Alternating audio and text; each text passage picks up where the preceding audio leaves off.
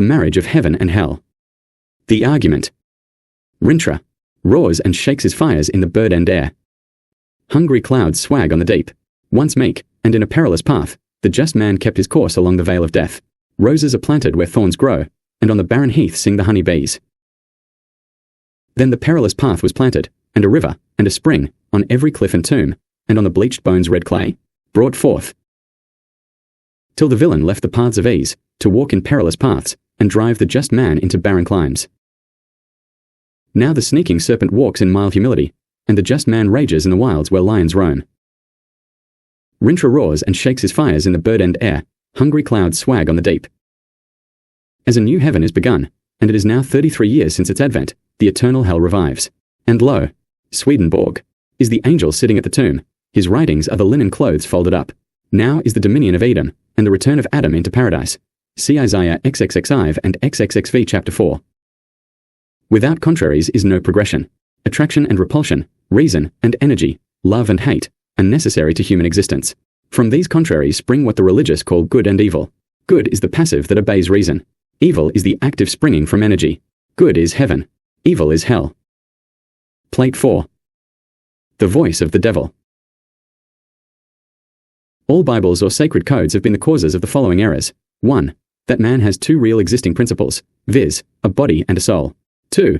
That energy, called evil, is alone from the body, and that reason, called good, is alone from the soul. 3. That God will torment man in eternity for following his energies. But the following contraries to these are true. 1. Man has no body distinct from his soul, for that called body is a portion of soul discerned by the five senses, the chief inlets of soul in this age. 2. Energy is the only life, and is from the body, and reason is the bound or outward circumference of energy. 3. Energy is eternal delight. Plate 5. Those who restrain desire, do so because theirs is weak enough to be restrained, and the restrainer or reason usurps its place and governs the unwilling. And being restrained, it by degrees becomes passive, till it is only the shadow of desire. The history of this is written in Paradise Lost, and the governor or reason is called Messiah.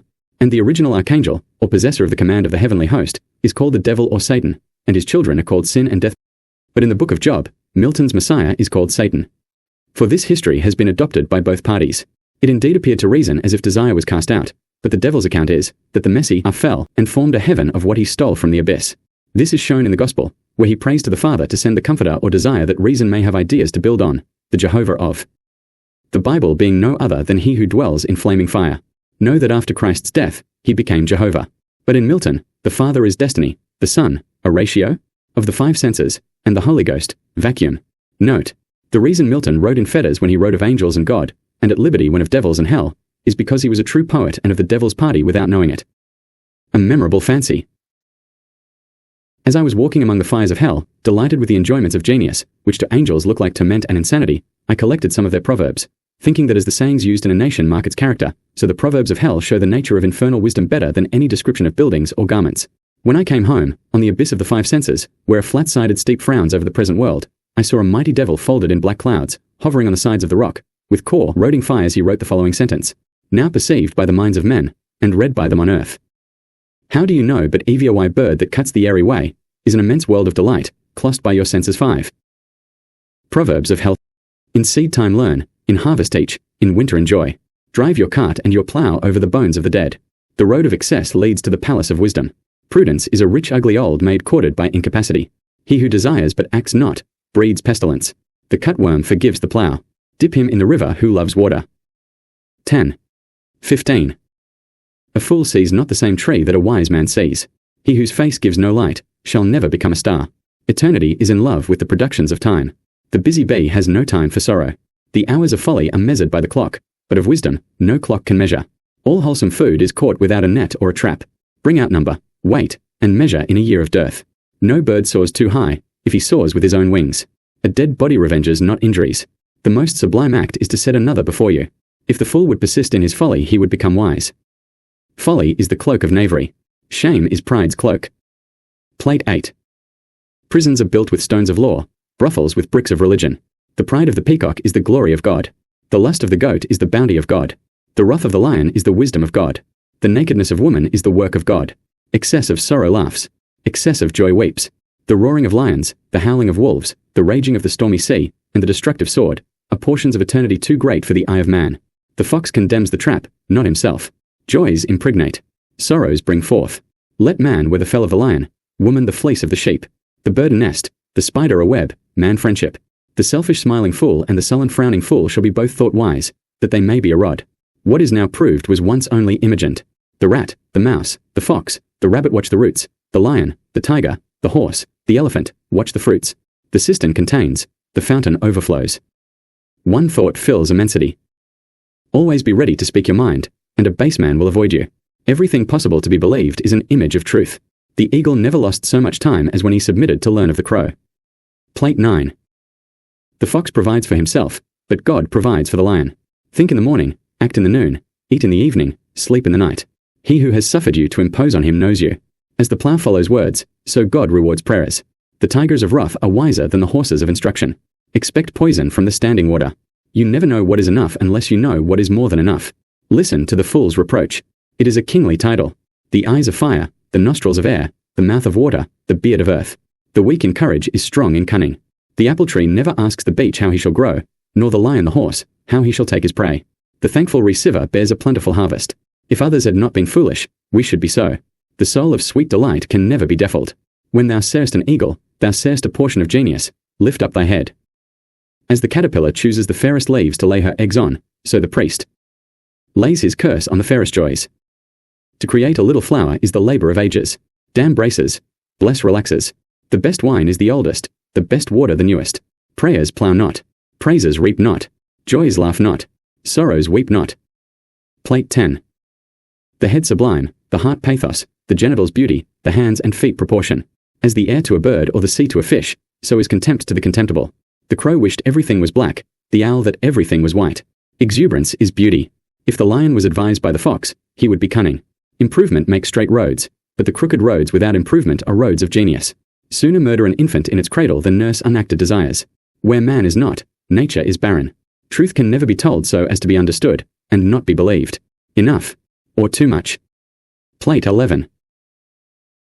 The ancient poets animated all sensible objects with gods or geniuses, calling them by the names and adorning them with the properties of woods, rivers, mountains, lakes, cities, nations, and whatever their enlarged and number-used senses could perceive. And particularly they studied the genius of each city and country, placing it under its mental deity, till a system was formed, which some took advantage of and enslaved the vulgar by attempting to realize or abstract the mental deities from their objects. Thus began priesthood, choosing forms of worship from poetic tales. And at length they pronounced that the gods had ordered such things. Thus men forgot that all deities reside in the human breast. Plate 12. A memorable fancy. The prophets Isaiah and Ezekiel dined with me, and I asked them how they dared so roundly to assert that God spake to them, and whether they did not think at the time that they would be misunderstood, and so be the cause of imposition. Isaiah answered, I saw no God, nor heard any, in a finite organical perceptine, but my senses discovered the infinite in everything, and as I was then persuaded, and remain confirmed, that the voice of honest indignation is the voice of God, I cared not for consequences, but wrote. Then I asked, does a firm persuasion that a thing is so, make it so? He replied, all poets believe that it does, and in ages of imagination this firm persuasion removed mountains, but many are not capable of a firm persuasion of anything. Then Ezekiel said, the philosophy of the East taught the first principles of human perception. Some nations held one principle for the origin and some another. We of Israel taught that the poetic genius, as you now call it, was the first principle and all the others merely derivative, which was the cause of our despising the priests and philosophers of other countries, and prophesying that all gods would at last be proved to originate in ours and to be the tributaries of the poetic genius. It was this that our great poet, King David, desired so fervently and invoked so pathetically, saying by this he conquers e'en mize and governs kingdoms, and we so loved our God, that we cursed in his name all the deities of surrounding nations, and asserted that they had rebelled. From these opinions the vulgar came to think that all nations would at last be subject to the Jews. This, said he, like all firm persuasions, is come to pass, for all nations believe the Jews' code and worship the Jews' God, and what greater subjection can be? I heard this with some wonder, and must confess my own conviction. After dinner I asked Isaiah to favor the world with his lost works. He said none of equal value was lost. Ezekiel said the same of his. I also asked Isaiah what made him go naked and barefoot 3 years. He answered, the same that made our friend Diogenes the Grecian. I then asked Ezekiel why he done, and lay so long on his right and left side. He answered, the desire of raising other men into a perception of the infinite. This the North American tribes practice, and is he honest who resists his genius or conscience only for the sake of present ease or gratification? Plate 14. The ancient tradition that the world will be consumed in fire at the end of 6,000 years is true, as I have heard from hell. For the cherub with his flaming sword is hereby commanded to leave his guard at the tree of life, and when he does, the whole creation will be consumed, and appear infinite and holy, whereas it now appears finite and corrupt. This will come to pass by an improvement of sensual enjoyment. But first the notion that man has a body distinct from his soul is to be expunged. This I shall do, by printing in the infernal method, by corrosives, which in hell are salutary and medicinal, melting apparent surfaces away, and displaying the infinite which was hid. If the doors of perception were cleansed, everything would appear to man as it is, infinite. For man has closed himself up, till he sees all things through narrow chinks of his cavern. Plate 15. A memorable fancy. I was in a printing house in hell and saw the method in which knowledge is transmitted from generation to generation. In the first chamber was a dragon man, clearing away the rubbish from a cave's mouth. Within, a number of dragons were hollowing the cave. In the second chamber was a viper folding round the rock and the cave, and others adorning it with gold, silver, and precious stones. In the third chamber was an eagle with wings and feathers of air. He caused the inside of the cave to be infinite. Around were numbers of eagle-like men, who built palaces in the immense cliffs. In the fourth chamber were lions of flaming fire, raging around and melting the metals into living fluids. In the fifth chamber were unnamed forms, which cast the metals into the expanse. There they were received by men who occupied the sixth chamber, and took the forms of books and were arranged in libraries. Plate 16. The giants too, who formed this world into its sensual existence, and now seem to live in it in chains, are in truth the causes of its life and the sources of all activity. But the chains are the cunning of weak and tame minds which have power to resist energy. According to the proverb, the weak in courage is strong in cunning. Thus one portion of being is the prolific, the other, the devouring. To the devourer it seems as if the producer was in his chains, but it is not so. He only takes portions of existence and fancies that the whole. But the prolific would cease to be prolific unless the devourer as a sea received the excess of his delights. Some will say, is not God alone the prolific? I answer, God only acts and is, in existing beings or men. These two classes of men are always upon earth, and they should be enemies. Whoever tries to reconcile them seeks to destroy existence. Religion is an endeavor to reconcile the two.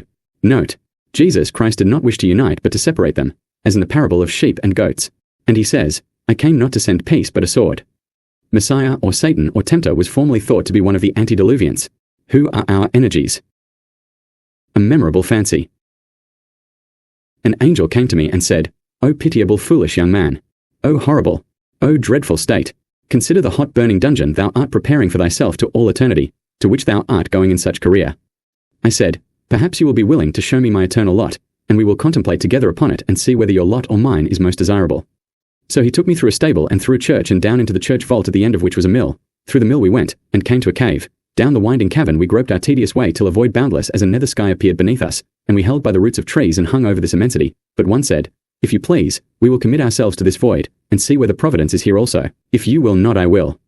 But he answered, Do not presume, O young man, but as we here remain, behold thy lot which will soon appear when the darkness passes away. So I remained with him sitting in the twisted root of an oak. He was suspended in a fungus which hung with the head downward into the deep.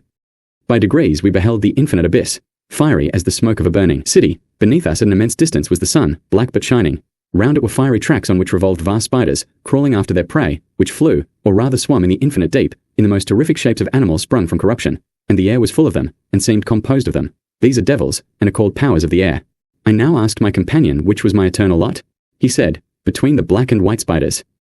But now, from between the black and white spiders a cloud and fire burst and rolled through the deep, blackening all beneath, so that the nether deep grew black as a sea and rolled with a terrible noise. Beneath us was nothing now to be seen but a black tempest, till looking east between the clouds and the waves, we saw a cataract of blood mixed with fire, and not many stones throw from us appeared and sunk again the scaly fold of a monstrous serpent. At last to the east, distant about 3 degrees, appeared a fiery crest above the waves. Slowly it reared like a ridge of golden rocks till we discovered 2 globes of crimson fire, from which the sea fled away in clouds of smoke. And now we saw it was the head of Leviathan. His forehead was divided into streaks of green and purple like those on a tiger's forehead. Soon we saw his mouth and red gills hang just above the raging foam, tinging the black deep with beams of blood, advancing toward us with all the fury of a spiritual existence. My friend, the angel, climbed up from his station into the mill. I remained alone, and then this appearance was no more, but I found myself sitting on a pleasant bank beside a river by moonlight, hearing a harper who sung to the harp, and his theme was, The man who never alters his opinion is like standing water, and breeds reptiles of the mind. But I arose, and sought for the mill, and there I found my angel, who surprised asked me how I escaped. I answered, All that we saw was owing to your metaphysics, for when you ran away, I found myself on a bank by moonlight hearing a harper. But now we have seen my eternal lot, shall I show you yours? He laughed at my proposal, but I by force suddenly caught him in my arms, and flew westerly through the night, till we were elevated above the earth's shadow. Then I flung myself with him directly into the body of the sun. Here I clothed myself in white, and taking in my hand Swedenborg's volumes, sunk from the glorious climb, and passed all the planets till we came to Saturn. Here I stayed to rest and then leaped into the void between Saturn and the fixed stars. Here, said I, is your lot, in this space, if space it may be called. Soon we saw the stable and the church, and I took him to the altar and opened the Bible, and lo, it was a deep pit, into which I descended, driving the angel before me. Soon we saw 7 houses of brick, one we entered. In it were a number of monkeys, baboons, and all of that species, chained by the middle, grinning and snatching at one another, but withheld by the shortness of their chains. However, I saw that they sometimes grew numerous, and then they weak were caught by the strong, and with a grinning aspect, first coupled with, and then devoured, by plucking off first one limb and then another till the body was left a helpless trunk. This, after grinning and kissing it with seeming fondness, they devoured too, and here and there I saw one savorily picking the flesh off of his own tail. As the stench terribly annoyed us both, we went into the mill, and I in my hand brought the skeleton of a body, which in the mill was Aristotle's Analytics. So the angel said, Thy fantasy has imposed upon me, and thou oughtest to be ashamed. I answered, We impose on one another, and it is but lost time to converse with you whose works are only analytics. Opposition is true friendship. Plate 21. I have always found that angels have the vanity to speak of themselves as the only wise. This they do with a confident insolence sprouting from systematic reasoning. Thus Swedenborg boasts that what he writes is new, though it is only the contents or index of already published books. A man carried a monkey about for a show, and because he was a little wiser than the monkey, grew vain, and conceived himself as much wiser than 7 men. It is so with Swedenborg. He shows the folly of churches and exposes hypocrites, till he imagines that all are religious, and himself the single one on earth that ever broke a net. Now hear a plain fact. Swedenborg has not written one new truth. Now hear another. He has written all the old falsehoods. And now hear the reason. He conversed with angels who are all religious, and conversed not with devils, who all hate religion, for he was incapable through his conceited notions. Thus Swedenborg's writings are a recapitulation of all superficial opinions, and an analysis of the more sublime, but no further. Have now another plain fact. Any man of mechanical talents may from the writings of Paracelsus or Jacob Behmen produce 10,000 volumes of equal value with Swedenborg's, and from those of Dante or Shakespeare, an infinite number. But when he has done this, let him not say that he knows better than his master, for he only holds a candle in sunshine. A memorable fancy. Once I saw a devil in a flame of fire, who arose before an angel that sat on a cloud, and the devil uttered these words, The worship of God is, honouring his gifts in other men, each according to his genius, and loving the greatest men best. Those who envy or calumniate great men hate God, for there is no other God. The angel hearing this became almost blue, but mastering himself, he grew yellow, and at last white, pink, and smiling, and then replied, Thou idolater, is not God one? And is not he visible in Jesus Christ? And has not Jesus Christ given his sanction to the law of 10 commandments? And are not all other men fools, sinners, and nothings? The devil answered, Bray a fool in a mortar with wheat, yet shall not his folly be beaten out of him. If Jesus Christ is the greatest man, you ought to love him in the greatest degree. Now hear how he has given his sanction to the law of 10 commandments. Did he not mock at the Sabbath, and so mock the Sabbath's God? Murder those who were murdered because of him? Turn away the law from the woman taken in adultery? Steal the labor of others to support him? Bear false witness when he omitted making a defense before Pilate? Covet when he prayed for his disciples, and when he bid them shake off the dust of their feet against such as refused to lodge them? I tell you, no virtue can exist without breaking these 10 commandments. Jesus was all virtue, and acted from impulse, not from rules. When he had so spoken, I beheld the angel, who stretched out his arms embracing the flame of fire, and he was consumed and arose as Elijah. Note. This angel, who is now become a devil, is my particular friend. We often read the Bible together in its infernal or diabolical sense, which the world shall have if they behave well. I have also the Bible of hell, which the world shall have whether they will or no. One law for the lion and ox is oppression. A Song of Liberty. 1. The eternal female groaned. It was heard over all the earth.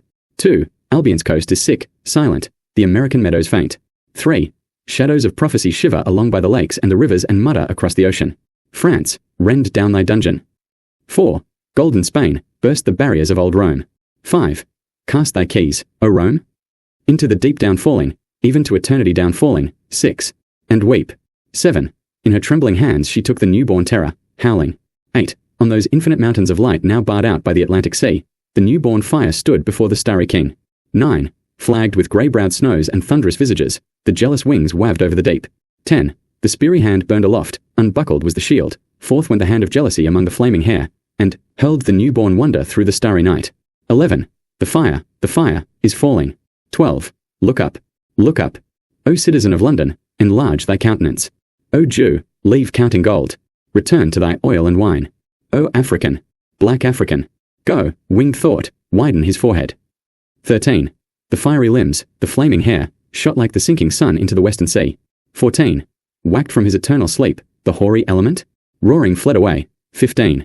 Down rushed, beating his wings in vain, the jealous king, his grey-browed counsellors, thunderous warriors, curled veterans, among helms, and shields, and chariots, horses, elephants, banners, castles, slings and rocks. 16. Falling, rushing, ruining, buried in the ruins, on earth and as dens. 17. All night beneath the ruins. Then, their sullen flames faded, emerge round the gloomy king. 18. With thunder and fire, leading his starry hosts through the waste wilderness. He promulgates his 10 commands, glancing his beamy eyelids over the deep in dark dismay. 19. Where the son of fire in his eastern cloud, while the morning plumes her golden breast. 20. Spurning the clouds written with curses, stamps the stony law to dust, loosing the eternal horses from the dens of night, crying, Empire is no more, and now the lion and wolf shall cease. Chorus. Let the priests of the Raven of Dawn, no longer in deadly black, with hoarse note curse the son's off-joy, nor his accepted brethren, whom, tyrant, he calls free, lay the bound or build the roof, nor pale religious lechery call that virginity, that wishes but acts not. For everything that lives is holy,